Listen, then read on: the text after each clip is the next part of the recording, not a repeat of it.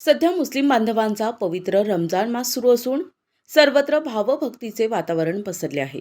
यानिमित्त समाज बांधव कुराण पठण आदी धार्मिक विधी करण्यात रममान झालेत. या पार्श्वभूमीवर जुने नाशिक भागातील बागवानपुरा येथील 4 वर्षीय मोहम्मदिया शब्बीर खान आणि अयान अझहर शेख या बालकांनी लहान वयात एका दिवसांचा रोजा केला. या दरम्यान त्यांनी मस्जिदमध्ये जाऊन आपल्या श्रद्धा अर्पण केल्या. यानिमित्त त्यांचे परिसरात कौतुक होत आहे.